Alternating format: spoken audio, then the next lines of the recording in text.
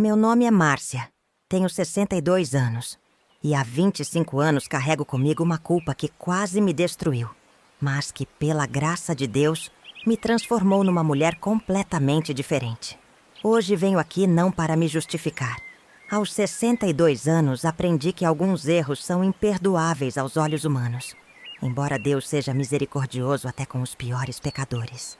Venho contar minha história para que outras mulheres, especialmente esposas de líderes religiosos, possam reconhecer os sinais que eu ignorei e fazer escolhas diferentes das que fiz. Sou de Campinas, interior de São Paulo, de uma família cristã tradicional. Meus pais eram membros fundadores da Igreja Assembleia de Deus do bairro e cresci literalmente dentro da igreja. Conheci Miguel aos 17 anos, durante um congresso de jovens. Ele tinha 22, já estudava teologia e era considerado uma das maiores promessas ministeriais da nossa denominação. Nosso namoro foi exemplar, sempre acompanhado com oração antes de cada encontro, seguindo todas as orientações pastorais sobre relacionamentos cristãos. Casamos em 1987, quando eu tinha 22 anos, e ele 27. Foi uma cerimônia linda, com mais de 500 convidados, celebrada pelo pastor presidente da nossa convenção. Todos diziam que éramos o casal perfeito para o ministério. Os primeiros anos do nosso casamento foram realmente abençoados. Miguel foi ordenado pastor aos 25 anos. Recebeu o convite para liderar uma igreja pequena no interior. E em 2 anos conseguiu triplicar o número de membros. Eu me dediquei integralmente ao ministério feminino. Liderava o grupo de esposas, organizava os retiros, visitava as irmãs enfermas. Era considerada uma virtuosa pela congregação. Em 1989, nasceu nossa primeira filha, Débora. E em 1992, o segundo filho, Josué. Eu vivia para minha família e para essa igreja. Era mãe em tempo integral, esposa dedicada, líder do ministério feminino, professora da escola dominical. Minha agenda era totalmente preenchida por atividades relacionadas ao reino de Deus, como dizíamos na época. Miguel prosperava ministerialmente. Em 1993, recebeu o convite para pastorear uma igreja maior em Campinas, com quase 800 membros. Era uma responsabilidade enorme, mas também uma honra tremenda. Aos 32 anos, ele era um dos pastores mais jovens e respeitados da cidade. Eu me sentia orgulhosa de ser sua esposa, de compartilhar seu ministério, de ser vista como exemplo para as mulheres mais novas. A nova igreja era muito mais exigente que a anterior. Miguel passava praticamente todos os dias da semana em atividades ministeriais, cultos, reuniões de liderança, visitas pastorais, aconselhamentos, estudos bíblicos. Eu também tinha uma agenda lotada. Reunião de senhoras nas terças, círculo de oração nas quintas, ensaio do coral nos sábados, escola dominical e cultos aos domingos, sem contar os eventos especiais. Durante os primeiros anos em Campinas, nossa vida foi intensa, mas gratificante. A igreja crescia rapidamente, nossos filhos se desenvolviam bem e éramos respeitados na comunidade evangélica da cidade. Miguel começou a ser convidado para pregar em outras igrejas, participar de convenções, aparecer em programas de rádio cristã. Nossa família era vista como modelo de sucesso ministerial. Mas, conforme os anos passavam, comecei a sentir um vazio estranho. Miguel estava cada vez mais ocupado com as demandas da igreja.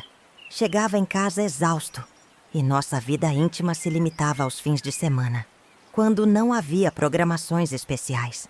Conversávamos principalmente sobre questões da igreja, sobre os problemas dos membros, sobre estratégias ministeriais. Havia perdido meu marido para o ministério. Eu também me sentia sobrecarregada.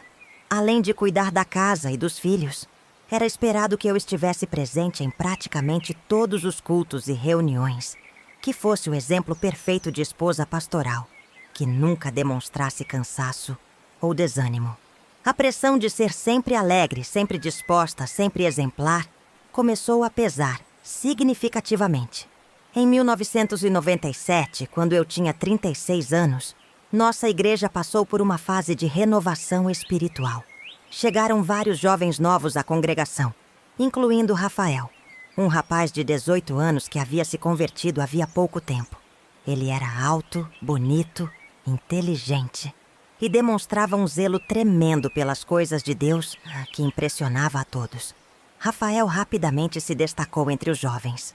Participava de todos os cultos. Chegava cedo para ajudar na organização. Ficava até tarde para ajudar na limpeza.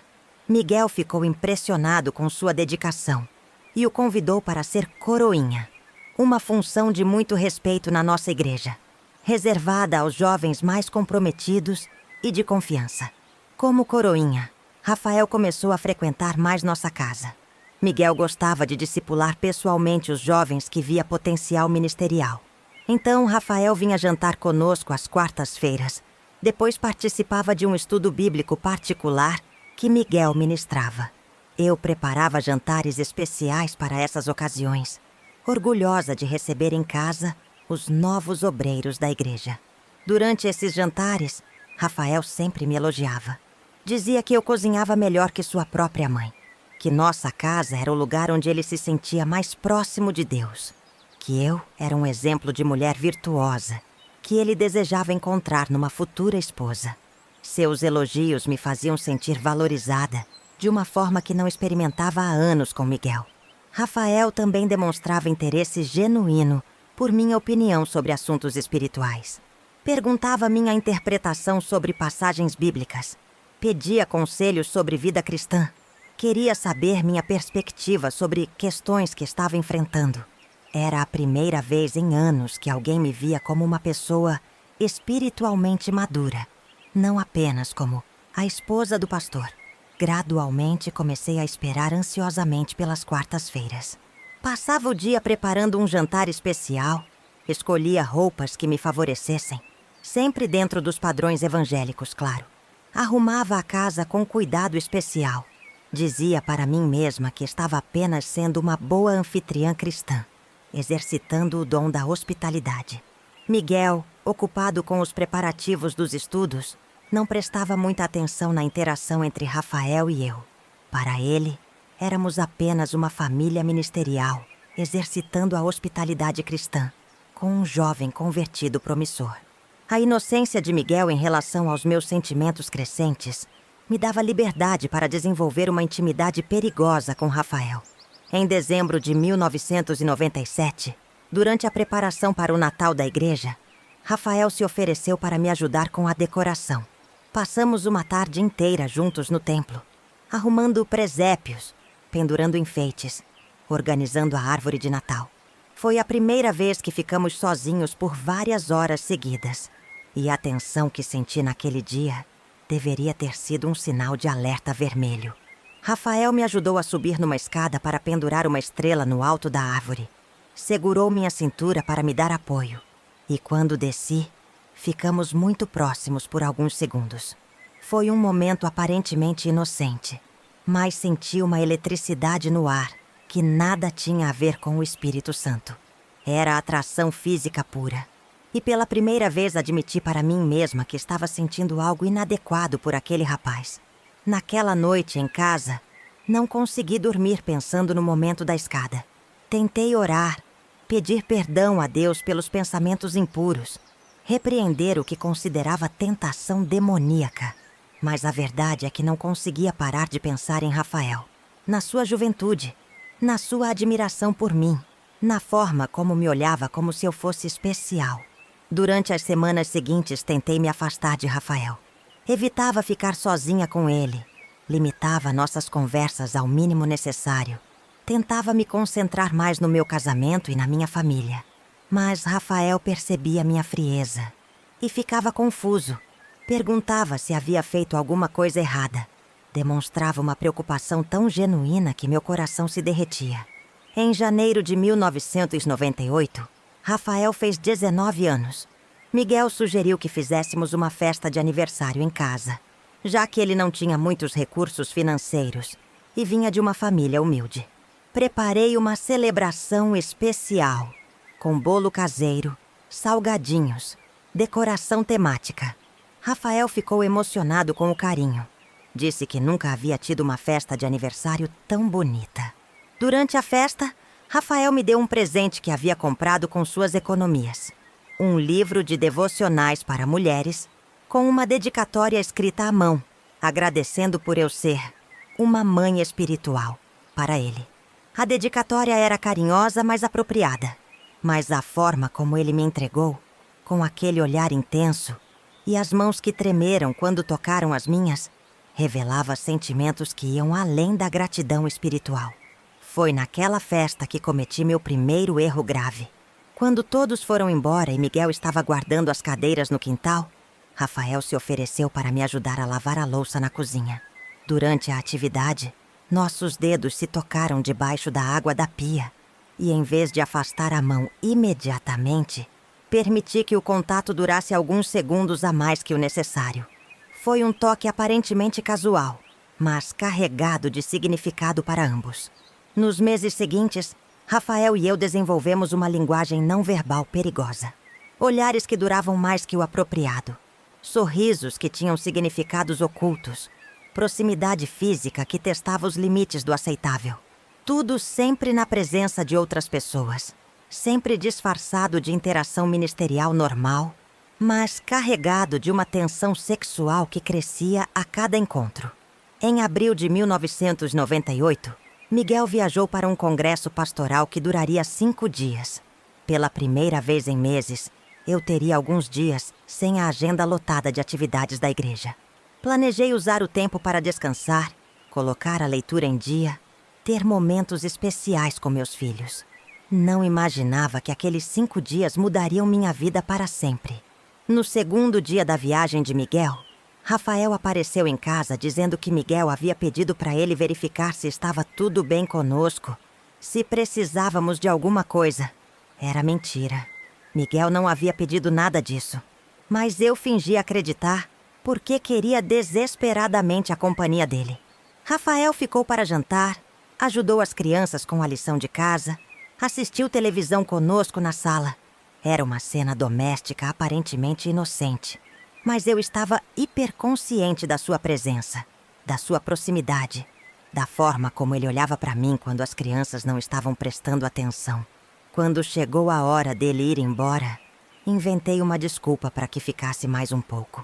Depois que as crianças foram dormir, Rafael e eu ficamos sozinhos na sala conversando sobre assuntos espirituais, como sempre fazíamos. Mas desta vez havia uma intimidade diferente no ar. Uma consciência mútua de que estávamos cruzando linhas invisíveis. Rafael se aproximou de mim no sofá. Disse que sentia que Deus havia colocado uma conexão especial entre nós. Que eu era a mulher mais sábia e linda que ele conhecia. Deveria ter parado a conversa ali mesmo. Deveria ter lembrado meu casamento, minha família, meu ministério, minha posição como esposa pastoral. Deveria ter pensado nas consequências devastadoras que aquilo poderia trazer. Mas não fiz nada disso, porque pela primeira vez em anos, sentia que alguém me via como mulher, me desejava, me valorizava não apenas como função ministerial, mas como pessoa. Quando Rafael segurou minha mão e disse que estava apaixonado por mim há meses, quando disse que sabia que era impossível, mas não conseguia controlar seus sentimentos, quando me olhou com aqueles olhos jovens, cheios de adoração e desejo, eu desmoronei completamente. Correspondi ao seu beijo. Permiti que me tocasse. Permiti que aquela noite se transformasse no início da minha queda. O que aconteceu naquela noite de abril de 1998 foi o começo de um período da minha vida que hoje reconheço como o mais destrutivo e pecaminoso que já vivi. Durante os meses seguintes, Rafael e eu vivemos um relacionamento clandestino que violava não apenas os votos do meu casamento, mas também todas as bases da minha fé e do meu ministério. Nossos encontros aconteciam sempre que Miguel viajava para compromissos ministeriais, o que era frequente. Rafael vinha para casa sob o pretexto de ajudar com alguma coisa ou verificar se precisávamos de alguma assistência. Desenvolvemos uma rotina de mentiras que funcionava perfeitamente. Porque ninguém na igreja suspeitaria que a esposa exemplar do pastor estivesse tendo um caso com o coroinha mais dedicado da congregação. Durante o dia, eu tentava manter a normalidade. Cuidava das crianças, organizava as atividades da igreja, liderava as reuniões de mulheres, participava dos cultos ao lado de Miguel. Mas por dentro, vivia numa montanha-russa emocional constante, alternando entre a culpa devastadora e a euforia dos momentos secretos com Rafael. A culpa era terrível porque eu conhecia perfeitamente as Escrituras. Sabia que estava cometendo adultério, que estava traindo não apenas Miguel, mas também a Deus, que estava vivendo uma mentira gigantesca. Chorava durante minhas orações particulares, pedia perdão constantemente. Prometia a Deus que pararia com aquilo, mas quando via Rafael novamente, toda a minha determinação desmoronava. Rafael também estava dividido entre a paixão e a culpa. Ele respeitava profundamente Miguel como pastor e mentor espiritual. Sabia que estava traindo a confiança de um homem que o havia acolhido e discipulado. Várias vezes tentamos terminar nosso relacionamento. Prometemos um ao outro que voltaríamos a ser apenas irmãos em Cristo. Mas a atração entre nós era mais forte que nossa força de vontade. O que mais me assustava era como eu havia se tornado hábil em mentir. Inventava compromissos inexistentes para explicar minha ausência. Criava desculpas elaboradas para justificar meu comportamento estranho. Fingia normalidade com uma facilidade que me aterrorizava. A mulher íntegra que eu sempre fui havia se transformado numa mentirosa compulsiva. Miguel não desconfiava de nada inicialmente. Para ele, eu continuava sendo a esposa dedicada de sempre. E Rafael continuava sendo o jovem exemplar que ele estava discipulando. Nosso teatro funcionava perfeitamente porque acontecia dentro do ambiente da igreja, onde ninguém esperaria encontrar esse tipo de comportamento. Em julho de 1998, 3 meses depois do início do nosso relacionamento físico, aconteceu algo que deveria ter me acordado para a realidade. Descobri que estava grávida. Foi um choque devastador, porque Miguel e eu não estávamos tentando ter outro filho. E eu sabia que existia a possibilidade de a criança não ser dele. A descoberta da gravidez desencadeou uma crise espiritual profunda. Passei dias orando, jejuando, pedindo a Deus que me mostrasse o que fazer. Sabia que precisava contar tudo para Miguel, que não poderia continuar vivendo aquela mentira com uma criança a caminho. Mas o medo das consequências me paralisava completamente. Rafael ficou desesperado quando soube da gravidez. Pela primeira vez, ele percebeu a dimensão real do que estávamos fazendo. Não éramos apenas 2 jovens namorando escondido. Éramos 2 pessoas destruindo uma família, um ministério, uma comunidade inteira. Ele chorou quando me contei. Disse que nunca imaginara que as coisas chegassem a esse ponto. Durante as semanas seguintes, tentamos calcular as datas para determinar se a criança poderia ser de Miguel. Por uma misericórdia divina que eu não merecia, as contas indicavam que provavelmente era de Miguel mesmo, já que tínhamos tido relações no período fértil daquele mês. Mas a incerteza me consumia de ansiedade. A gravidez me forçou a enxergar a realidade do que estava fazendo. Não era mais apenas uma questão de sentimentos ou de traição conjugal. Estava potencialmente carregando o filho do meu amante, enquanto fingia para meu marido que era dele. Era uma mentira tão profunda e cruel que finalmente consegui dimensionar o mal que estava causando. Foi durante essa crise que decidi terminar definitivamente meu relacionamento com Rafael. Marquei um encontro com ele e disse que precisávamos parar imediatamente, que nossa relação estava destruindo tudo de sagrado nas nossas vidas. Rafael concordou. Disse que também havia chegado à mesma conclusão, que precisávamos nos arrepender e buscar restauração espiritual. Nos 2 meses seguintes, Rafael e eu mantivemos distância. Ele continuava frequentando a igreja, mas evitava vir em casa. Limitava nossas interações ao mínimo necessário. Eu me concentrei na gravidez, no meu casamento, em tentar reconstruir minha vida espiritual. Achei que havíamos conseguido resolver a situação antes que alguém descobrisse. Mas em setembro de 1998, aconteceu o que mais temia. Alguém nos viu. Dona Conceição, uma das senhoras mais respeitadas da igreja, passou em frente de casa numa das tardes em que Rafael estava lá, durante um dos últimos encontros antes de decidirmos terminar, e achou estranho ele estar ali na ausência de Miguel. Ela não disse nada na hora, mas ficou observando. 2 semanas depois, Dona Conceição voltou a passar pela nossa rua numa tarde e viu novamente o carro de Rafael na nossa garagem, com Miguel viajando. Desta vez, ela anotou o horário e começou a desconfiar que algo inadequado estava acontecendo. Era uma mulher de muita oração, mas também muito observadora e preocupada com a santidade da igreja. No final de setembro, Miguel recebeu uma visita de Dona Conceição. Ela disse que estava preocupada com algumas situações que havia observado, que sentia no espírito que algo não estava bem na liderança da igreja. Não fez acusações diretas, mas plantou sementes de desconfiança na mente de Miguel sobre o comportamento de Rafael comigo. Miguel ficou perturbado com a conversa. Conhecia Dona Conceição há anos. Sabia que ela era uma intercessora séria que não falava levianamente. Começou a prestar mais atenção nos nossos comportamentos, a observar se havia algo estranho na forma como Rafael e eu interagíamos. A princípio não percebeu nada obviamente inadequado, mas ficou em estado de alerta. Foi nessa época que cometi outro erro terrível. Em vez de manter distância total de Rafael como havíamos combinado, permiti que ele viesse em casa mais uma vez. Miguel estava numa vigília na igreja que duraria a noite toda.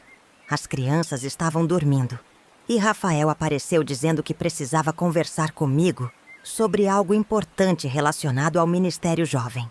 Era mentira. Rafael estava com saudades. Eu também estava. E ambos estávamos lutando contra a tentação de retomar nosso relacionamento. Naquela noite, nossa determinação desmoronou novamente. Voltamos a nos beijar. Voltamos a cruzar as linhas que havíamos prometido não cruzar mais. Foi nosso último encontro físico, mas foi o encontro que destruiria tudo. Dona Conceição, que havia desenvolvido o hábito de passar pela nossa rua esporadicamente, viu a luz acesa na sala até tarde daquela noite. No dia seguinte, soube através de outras irmãs que Miguel havia passado a noite inteira na igreja em vigília. Juntou os fatos e chegou à conclusão óbvia. Eu havia recebido Rafael em casa sozinha durante a madrugada, na ausência do meu marido. No domingo seguinte, após o culto, Dona Conceição procurou Miguel reservadamente. Disse que não podia mais ficar em silêncio sobre o que estava observando, que como membro fiel da igreja, tinha a obrigação de proteger o ministério dele. Contou sobre as vezes que vira Rafael em casa na ausência dele, sobre a luz acesa até tarde na noite da vigília. Miguel ficou chocado e furioso. Não com Dona Conceição, que estava cumprindo seu papel de irmã zelosa, mas com a possibilidade de que sua esposa estivesse o traindo com um jovem da própria igreja. Decidiu não me confrontar imediatamente, mas começar a observar mais atentamente nosso comportamento para confirmar ou descartar suas suspeitas. As semanas seguintes foram de tensão crescente. Miguel estava visivelmente diferente comigo. Mais frio, mais distante, fazendo perguntas sobre minha agenda que nunca fizera antes. Rafael percebeu a mudança de atmosfera e ficou nervoso, achando que Miguel estava desconfiando de alguma coisa. Eu tentava manter normalidade, mas sabia que algo estava errado. Em outubro de 1998, grávida de 4 meses, passei mal durante um culto e precisei sair para tomar ar. Rafael, que estava ajudando na organização, se ofereceu para me acompanhar até o pátio da igreja. Foi um gesto gentil e aparentemente inocente. Mas Miguel observou tudo. A preocupação excessiva de Rafael. A forma como ele segurou meu braço. O tempo que ficamos conversando do lado de fora. Após o culto, Miguel me perguntou diretamente se havia alguma coisa acontecendo entre Rafael e eu. Neguei veementemente. Disse que ele estava sendo influenciado por fofocas maliciosas. Que Rafael era apenas um jovem zeloso que respeitava nossa família. Miguel disse que queria acreditar em mim, mas que se descobrisse que eu estava mentindo, as consequências seriam terríveis. A ameaça implícita de Miguel me apavorou. Sabia que se ele descobrisse a verdade, não seria apenas o fim do nosso casamento. Seria o fim do seu ministério, a destruição da nossa família, o escândalo que abalaria toda a igreja. Decidi que precisava tomar uma atitude drástica para proteger todos nós. Na semana seguinte, procurei Rafael e disse que ele precisava sair da igreja imediatamente, que Miguel estava desconfiando, que nossa situação estava se tornando insustentável, que a única forma de proteger a todos era ele se afastar completamente de nós. Rafael ficou destroçado, mas entendeu a gravidade da situação. Rafael conversou com Miguel dizendo que havia recebido uma proposta de emprego em outra cidade e que precisaria se mudar. Miguel ficou genuinamente triste com a partida do rapaz, que considerava um dos jovens mais promissores da igreja. Organizou uma despedida especial, pediu para eu preparar um jantar de despedida, disse que Rafael seria sempre bem-vindo na nossa casa. O jantar de despedida foi uma tortura.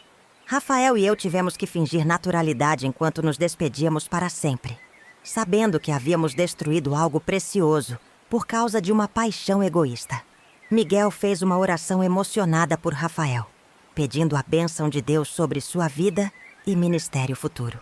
A hipocrisia da situação me partiu o coração.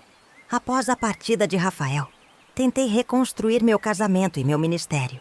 Me dediquei intensamente à gravidez, às atividades da igreja, aos cuidados com Miguel e as crianças. Externamente parecia que havíamos superado a crise, mas internamente eu carregava o peso terrível do que havia feito.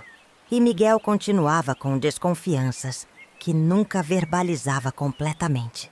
Em fevereiro de 1999, nasceu nosso terceiro filho, Gabriel.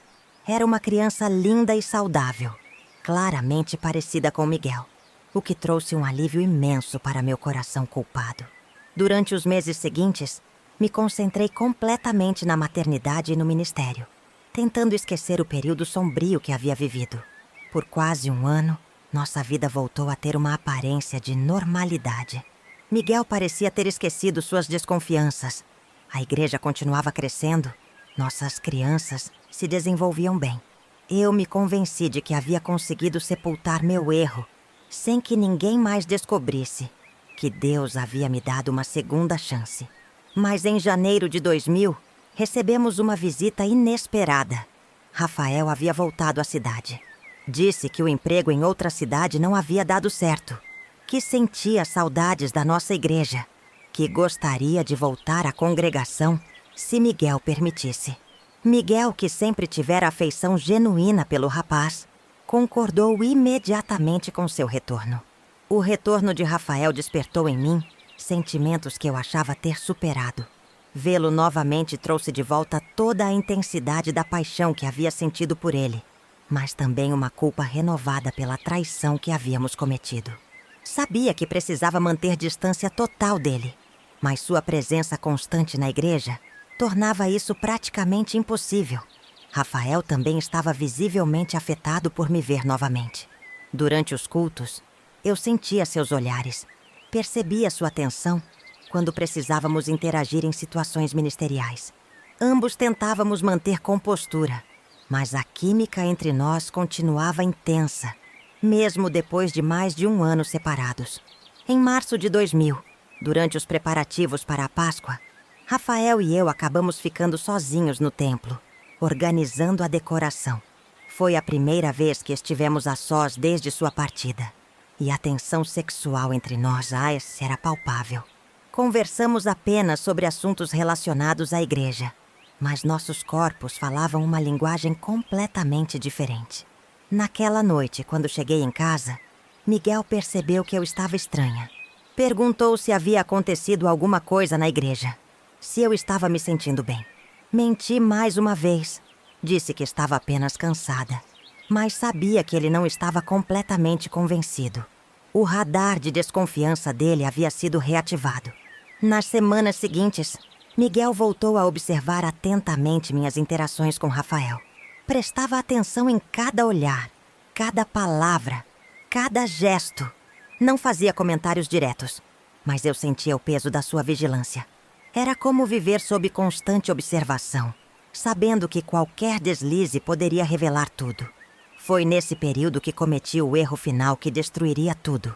Permiti que Rafael viesse em casa numa tarde, quando Miguel estava numa reunião da liderança, que se estendeu além do esperado. Rafael disse que precisava pegar uns materiais que havia esquecido, mas na verdade queria conversar comigo sobre os sentimentos que ambos estávamos lutando para controlar. Ficamos na sala conversando sobre nossa situação impossível, sobre como era difícil estarmos próximos sem poder demonstrar o que sentíamos. A conversa foi carregada de tensão, mas não houve nenhum contato físico inadequado. No entanto, Miguel chegou em casa mais cedo que o previsto e nos encontrou numa conversa obviamente íntima na sala. A expressão no rosto de Miguel quando nos viu foi de compreensão imediata. Não éramos apenas a esposa pastoral e o jovem da igreja conversando sobre assuntos ministeriais. Éramos duas pessoas envolvidas emocionalmente, conversando com uma intimidade que não cabia dentro dos limites apropriados. Miguel não disse nada na hora, mas eu soube imediatamente que ele havia descoberto tudo. A noite de 15 de abril de 2000 ficou marcada para sempre na minha memória como o momento em que minha vida de mentiras desmoronou completamente. Miguel esperou Rafael ir embora, colocou as crianças para dormir e então veio conversar comigo na cozinha com uma seriedade que eu jamais havia visto em 13 anos de casamento. "Márcia", ele disse com uma voz controlada que era mais assustadora que qualquer grito. "Eu preciso saber a verdade sobre você e o Rafael. E não minta para mim, porque eu já sei que alguma coisa aconteceu entre vocês. Só quero saber até onde foi essa traição." Minha primeira reação foi negar tudo, como havia feito durante meses. Disse que ele estava sendo influenciado por fofocas, que nossa conversa tinha sido apenas sobre assuntos da igreja, que ele estava vendo maldade onde não existia. Mas Miguel me olhou com uma frieza que me gelou o sangue e disse que já havia juntado todas as peças do quebra-cabeças. Dona Conceição me alertou há meses sobre Rafael frequentar nossa casa na minha ausência. Ele continuou. "Eu tentei ignorar, tentei confiar em você, mas hoje eu vi com meus próprios olhos a intimidade entre vocês. Não é intimidade de irmãos em Cristo, Márcia. É intimidade de pessoas que têm uma história juntas." Foi quando percebi que não havia mais como esconder. Miguel não era um homem ingênuo. Era um pastor experiente, acostumado a lidar com situações difíceis na igreja, capaz de perceber quando estava sendo enganado. Continuar negando só pioraria uma situação que já estava destruída. Com lágrimas correndo pelo rosto, comecei a confessar. Contei sobre como tudo havia começado durante sua viagem em 1998. Sobre os meses em que Rafael e eu mantivemos um relacionamento clandestino. Sobre como havíamos tentado terminar várias vezes, mas não conseguíamos resistir à atração mútua. Cada palavra era como arrancar pedaços do meu próprio coração. Miguel me ouviu em silêncio completo, sem me interromper, sem demonstrar reação.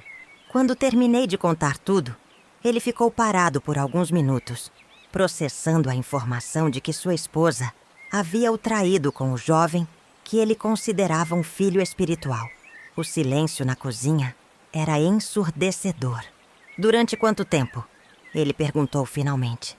"Quero saber exatamente por quanto tempo você me traiu com esse rapaz." Respondi que o relacionamento físico havia durado cerca de 6 meses, entre abril e outubro de 1998, com alguns encontros esporádicos depois disso. Miguel calculou mentalmente e percebeu que eu havia o traído durante grande parte da minha gravidez de Gabriel. A informação sobre a gravidez foi um golpe devastador. Miguel perguntou se Gabriel era filho dele ou de Rafael. Expliquei que as datas indicavam que era dele, mas admiti que havia passado semanas na incerteza, sem saber de quem era a criança. Ver o rosto de Miguel quando ele percebeu que havia comemorado a gravidez de um filho, que poderia não ser seu, foi insuportável. Como você pôde fazer isso comigo, Márcia? Ele perguntou com uma dor profunda na voz. Eu confiei em você completamente. Te honrei como esposa, te respeitei como mãe dos meus filhos, te coloquei numa posição de liderança na igreja. E você me traiu com um rapaz que poderia ser seu filho, debaixo do meu próprio teto. Suas palavras eram como punhaladas no meu peito, porque cada uma delas era verdadeira. Miguel havia sido um marido exemplar, um pai dedicado, um homem íntegro, que jamais me deu motivos para traição. Eu havia destruído um casamento sólido por uma paixão egoísta e irresponsável. Não havia justificativa possível para o que havia feito. E o pior de tudo, ele continuou, é que eu continuei discipulando Rafael. Continuei investindo no ministério dele. Continuei o tratando como filho espiritual, enquanto vocês dois me faziam de palhaço. Quantas vezes vocês riram da minha inocência? Quantas vezes planejaram seus encontros enquanto eu estava pregando a palavra de Deus? Essa acusação me machucou particularmente porque continha uma distorção cruel da realidade. Rafael e eu nunca havíamos zombado de Miguel. Pelo contrário, ambos o respeitávamos profundamente e sofríamos com a traição que estávamos cometendo. Mas para Miguel, nossa traição parecia uma zombaria deliberada da sua confiança e da sua posição como pastor. Miguel, tentei explicar entre soluços, nunca foi uma questão de não te amar ou não te respeitar. Foi fraqueza da minha parte, foi pecado, mas nunca foi desprezo por você. Rafael sempre te respeitou como pastor e mentor. Nós dois sabíamos que o que estávamos fazendo era terrível. Se sabiam que era terrível, por que continuaram fazendo? Ele me interrompeu. Se me respeitavam, por que me traíram? Se amavam a Deus, por que viveram na mentira durante todos esses meses? Não venha me falar de respeito e amor depois de me humilhar dessa forma.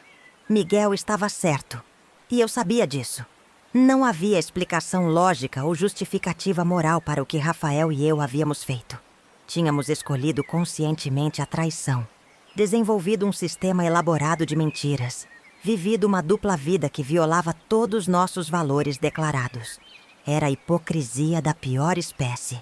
O que você quer de mim agora? Perguntei, sabendo que nossa conversa estava chegando a um ponto decisivo. Miguel me olhou com uma mistura de dor e determinação que me assustou. Quero que você escolha, ele disse. Ou você se arrepende genuinamente, se submete a um processo de restauração espiritual e nós tentamos reconstruir nosso casamento. Ou você sai da minha casa e da minha vida para sempre. A ultimato me desesperou, embora eu soubesse que ele tinha todo o direito de exigi-lo. E Rafael? Perguntei. O que vai acontecer com ele na igreja? Miguel respondeu que Rafael seria disciplinado publicamente perante a congregação, que perderia todas suas funções ministeriais e que provavelmente seria excluído da igreja após o processo disciplinar. Mas se você escolher tentar salvar nosso casamento, ele continuou, você vai ter que testemunhar contra Rafael perante a liderança da igreja.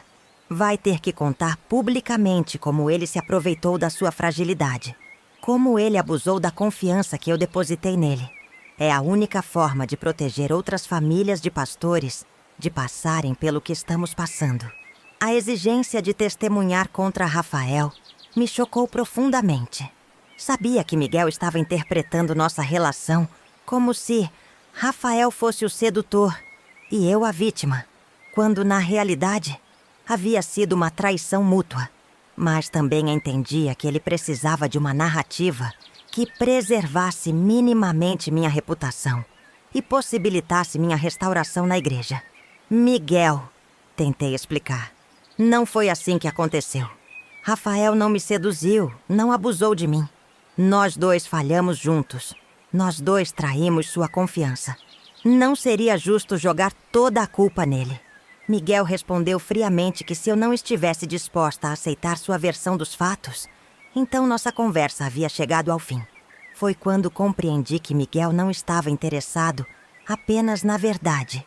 Estava interessado numa versão da verdade que permitisse nossa reconciliação, sem destruir completamente minha reputação na igreja. Era uma proposta que envolvia injustiça contra Rafael, mas que poderia salvar nosso casamento e manter nossa família unida. Passei a madrugada inteira acordada, orando, chorando, tentando decidir o que fazer. De um lado, havia a possibilidade de salvar meu casamento, manter minha família unida, permanecer na igreja onde havia construído tantos relacionamentos. Do outro lado, havia a exigência de mentir sobre Rafael, de o transformar em único culpado por uma traição que havia sido mútua. Na manhã seguinte, tomei uma decisão que ainda hoje me persegue. Aceitei a proposta de Miguel. Disse que estava disposta a me submeter ao processo de restauração, a trabalhar pela reconstrução do nosso casamento, a testemunhar perante a liderança da igreja sobre como Rafael havia abusado da minha confiança. Era uma mentira, mas era uma mentira que poderia salvar minha família. Rafael teria que pagar um preço injusto, mas ele era jovem.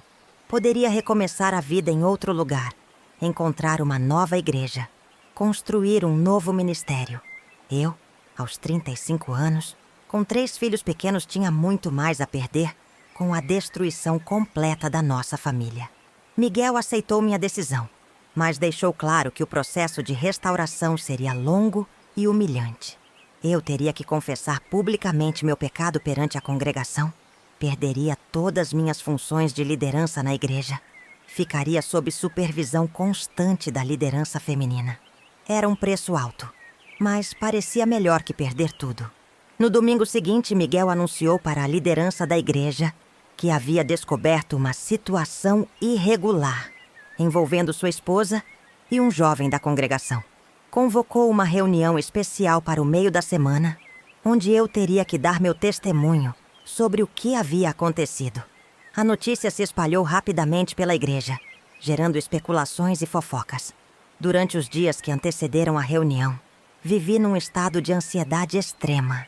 Sabia que teria que mentir perante líderes que respeitava, criar uma narrativa falsa que protegesse a mim, mas destruiria Rafael. Era um dilema moral terrível, mas já havia feito minha escolha. Na noite da reunião, diante de cerca de 20 líderes da igreja, contei minha versão dos fatos. Disse que Rafael havia se aproveitado dos momentos em que Miguel viajava para se aproximar de mim de forma inadequada, que eu havia resistido inicialmente, mas acabara cedendo às suas investidas, que me sentia culpada e manipulada por um jovem em quem havia depositado confiança maternal.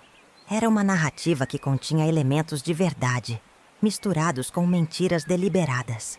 Rafael realmente havia tomado iniciativas em nossa aproximação, mas eu também havia correspondido voluntariamente. Ele não havia me manipulado.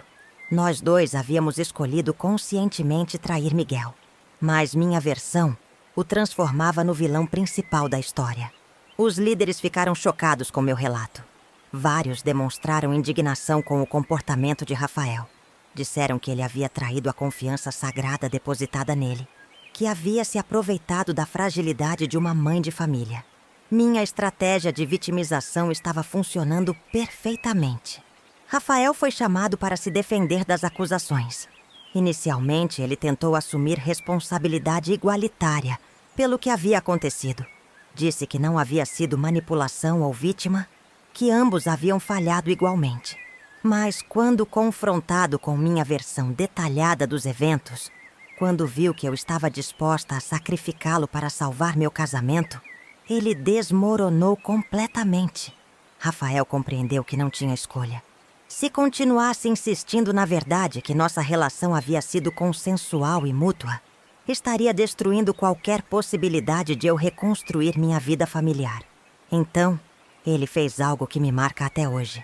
Assumiu publicamente toda a culpa. Disse que realmente havia se aproveitado da minha inocência. Pediu perdão à liderança por ter traído a confiança depositada nele. Era mentira, mas era uma mentira que me salvava. Vendo Rafael se sacrificar daquela forma para proteger minha família, me partiu o coração. mas já era tarde demais para voltar atrás. A narrativa havia sido estabelecida. Os líderes haviam escolhido seus lados, e Rafael seria o bode expiatório de uma traição que havia sido de ambos. No domingo seguinte, Miguel subiu ao púlpito e anunciou publicamente que sua esposa havia sido vítima de manipulação por parte de um jovem da igreja, mas que ela havia se arrependido e estaria passando por um processo de restauração espiritual. Rafael foi excluído da igreja imediatamente, proibido de frequentar qualquer atividade, marcado como predador que se aproveitava de mulheres casadas. A congregação reagiu com um misto de choque e compaixão. Muitos membros vieram me abraçar após o culto. Disseram que estavam orando por mim, que entendiam como uma mulher poderia ser manipulada por um jovem sem escrúpulos. Outros sussurravam nas laterais, questionando como eu não havia percebido as intenções de Rafael. Por que havia permitido que ele frequentasse tanto nossa casa? Os meses seguintes foram de humilhação pública constante, mas também de alívio por ter mantido minha família unida. Perdi todas minhas funções na igreja. Não podia mais liderar o ministério feminino, nem ensinar na escola dominical, nem participar do coral. Ficava sempre acompanhada por outras irmãs durante os cultos, sob supervisão constante da liderança feminina. Miguel se esforçou publicamente para demonstrar que estava me perdoando e restaurando nosso casamento. Pregava sermões sobre perdão, sobre segundas chances, sobre como Deus pode restaurar qualquer situação. Mas em casa, nossa relação era fria e mecânica. Ele cumpria suas obrigações de marido, mas a confiança havia sido destruída para sempre. Durante 2 anos, mantive a farsa da restauração. Participava das reuniões de aconselhamento com as líderes femininas, fingia estar sendo curada do trauma da manipulação. Demonstrava gratidão pela paciência de Miguel em me perdoar. Mas por dentro, vivia com a culpa terrível de ter destruído Rafael para salvar minha própria pele. Em 2002, soube através de conhecidos que Rafael havia tentado se matar. Não conseguiu suportar o peso de ser marcado como predador numa comunidade onde havia sonhado servir a Deus.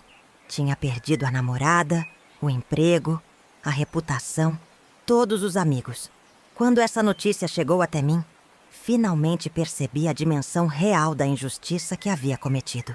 Foi então que experimentei meu primeiro arrependimento genuíno. Não por ter traído Miguel, isso eu já lamentava há anos, mas por ter mentido sobre Rafael, por ter permitido que ele pagasse sozinho por um pecado que havia sido nosso. Pela primeira vez desde o início da crise, chorei não por mim ou pela minha família, mas por uma pessoa que havia sido injustiçada por minha covardia. Procurei Miguel e disse que precisava contar a verdade sobre Rafael, que não podia mais viver sabendo que um jovem quase havia tirado a própria vida por causa das minhas mentiras. Miguel ficou furioso. Disse que se eu mudasse minha versão dos fatos agora, destruiria definitivamente nosso casamento e minha posição na igreja. Você escolheu sua versão há 2 anos, ele disse friamente. Agora tem que viver com as consequências dessa escolha. Rafael fez sua cama, agora tem que deitar nela. Você não vai destruir nossa família para salvar a consciência sobre um rapaz que você mesma disse que abusou de você. Mas eu não conseguia mais viver com aquela mentira. Em outubro de 2002, 4 anos depois do início da nossa relação, procurei alguns líderes da igreja e confessei que havia mentido sobre Rafael. Disse que nossa relação havia sido consensual, que ele não havia me manipulado, que eu havia criado uma narrativa falsa para preservar meu casamento. A reação foi devastadora. Os líderes se sentiram enganados e humilhados por terem acreditado na minha versão anterior. Miguel ficou furioso com minha traição à nossa família. A congregação perdeu completamente a confiança em mim. Se eu havia mentido sobre Rafael, sobre o que mais havia mentido? Miguel me deu um ultimato final. Ou eu me retratava publicamente e voltava à versão anterior dos fatos, ou nosso casamento estava definitivamente acabado. Desta vez, escolhi a verdade. Disse que preferia perder tudo a continuar vivendo numa mentira que havia destruído um jovem inocente. No domingo seguinte, Miguel subiu ao púlpito e anunciou que eu havia sofrido uma crise nervosa e estava confundindo os fatos sobre o que havia acontecido anos atrás. Disse que eu precisava de tratamento psicológico e que a igreja deveria ignorar minhas declarações inconsistentes sobre Rafael. Era a mentira final que selava meu destino. Miguel havia escolhido preservar sua versão dos fatos a qualquer custo, mesmo que isso significasse destruir minha credibilidade mental. Para a congregação, eu havia me transformado numa mulher instável, não confiável, possivelmente com problemas psiquiátricos. Em dezembro de 2002, aos 41 anos, tomei a decisão mais difícil da minha vida. Deixei Miguel e a igreja. Peguei meus filhos e me mudei para a casa da minha irmã em outra cidade, longe de toda aquela situação. Era o fim de 15 anos de casamento, de 20 anos de vida na igreja, de tudo que havia construído como identidade. Os anos seguintes foram os mais difíceis da minha vida. Perdi a guarda dos meus filhos mais velhos, que escolheram ficar com Miguel e continuaram sendo criados na igreja. Só consegui manter comigo Gabriel, que era muito pequeno para escolher. Miguel se casou novamente com uma das líderes femininas da igreja, que sempre havia me apoiado durante o processo de restauração.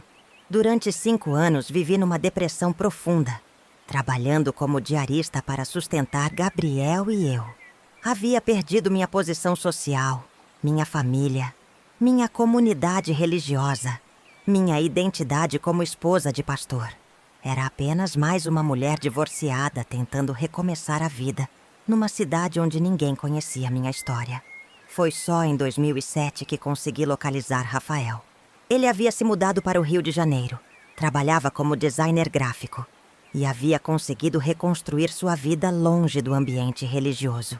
Quando o procurei para pedir perdão, ele chorou ao me ver. Disse que durante anos havia me odiado por ter mentido sobre ele, mas que havia aprendido a perdoar. Márcia, ele me disse, eu entendo por que você fez o que fez. Você tinha uma família para proteger, filhos pequenos, uma vida inteira construída. Eu era jovem, podia recomeçar. Não foi certo, mas eu entendo. Seu perdão foi mais libertador que qualquer absolvição religiosa que havia recebido. Rafael me contou que nunca mais havia conseguido frequentar uma igreja regularmente. A experiência da disciplina eclesiástica havia marcado profundamente sua relação com a fé. Ele ainda acreditava em Deus, mas não conseguia mais confiar em instituições religiosas ou líderes espirituais. Nosso encontro foi transformador para ambos. Pudemos finalmente conversar honestamente sobre o que havia acontecido, assumir nossa responsabilidade mútua, pedir perdão um ao outro pelos erros que cometemos. Não havia mais romantização ou culpabilização. Apenas 2 pessoas maduras reconhecendo que haviam falhado gravemente no passado. A partir daquele encontro, comecei um processo genuíno de cura espiritual. Não voltei imediatamente para uma igreja. Levei anos para reconstruir minha fé depois de todas as mentiras e manipulações que havia vivido no ambiente religioso. Mas comecei a buscar uma espiritualidade mais autêntica, baseada na verdade e na humildade. Em 2010, aos 49 anos, conheci pastor Antônio, líder de uma pequena igreja em São Paulo, que trabalhava especificamente com restauração de pessoas que haviam sido feridas em ambientes religiosos. Ele me ajudou a entender que minha experiência, por mais dolorosa que fosse, poderia ser usada para ajudar outras pessoas. Comecei a frequentar essa nova igreja gradualmente, sempre sendo honesta sobre minha história. Pastor Antônio encorajou que eu compartilhasse meu testemunho com outras mulheres que estavam passando por crises similares. Foi assim que descobri minha vocação para o Ministério de Restauração. Durante a década seguinte, me especializei em aconselhar mulheres que haviam cometido adultério, especialmente aquelas envolvidas com pessoas mais jovens ou dentro do ambiente religioso. Minha experiência me dava credibilidade para falar sobre as consequências devastadoras desse tipo de traição. mas também sobre a possibilidade real de restauração. Hoje, aos 62 anos, sou uma mulher completamente diferente daquela que traiu Miguel com Rafael em 1998. Aprendi que a verdadeira restauração só acontece quando assumimos completa responsabilidade pelos nossos erros, quando paramos de nos vitimizar ou culpar outros, quando aceitamos as consequências dos nossos atos com humildade. Meu casamento com Miguel nunca pôde ser restaurado, porque foi construído sobre mentiras. Uma reconciliação verdadeira teria exigido honestidade total, reconhecimento mútuo dos erros e disposição para reconstruir sobre bases sólidas. Mas Miguel escolheu preservar sua versão dos fatos, e eu escolhi preservar minha família. E ambas escolhas impediram uma restauração genuína. Rafael se casou e tem uma família linda hoje. Nosso relacionamento foi uma ferida que cicatrizou, mas que nos ensinou lições valiosas sobre os perigos da paixão irresponsável e sobre a importância de manter limites saudáveis. Falamos esporadicamente, sempre com o respeito de duas pessoas que se perdoaram mutuamente. Meus filhos mais velhos mantêm relacionamento comigo, embora nossa ligação nunca tenha voltado a ser a mesma. Gabriel, que hoje tem 24 anos, é meu companheiro mais próximo. Ele cresceu sabendo toda a verdade sobre nossa história familiar. E essa honestidade criou entre nós um vínculo forte, baseado na transparência. A lição mais importante que aprendi é que não existe pecado que Deus não possa perdoar, mas nem todo erro pode ser desfeito. As consequências das nossas ações permanecem. As pessoas feridas carregam cicatrizes. Os relacionamentos destruídos nem sempre podem ser reconstruídos. O perdão divino é real, mas não elimina a responsabilidade pelas consequências. Para as esposas de pastores que possam estar ouvindo isso, a pressão do ministério, a solidão, a sensação de invisibilidade são reais, mas nada justifica a traição, especialmente com alguém da própria congregação. Se vocês estão sentindo atração inadequada por alguém, busquem ajuda imediatamente. Conversem com uma conselheira de confiança. Façam terapia individual. Tomem medidas drásticas para se proteger. O que vivi me ensinou que a paixão é temporária, mas a destruição pode ser permanente. Vale mais a pena enfrentar a dor de resistir à tentação do que viver décadas com o peso da traição. Deus tem recursos para fortalecer vocês, para restaurar seus casamentos, para curar as feridas que as levam a buscar consolo em lugares inadequados.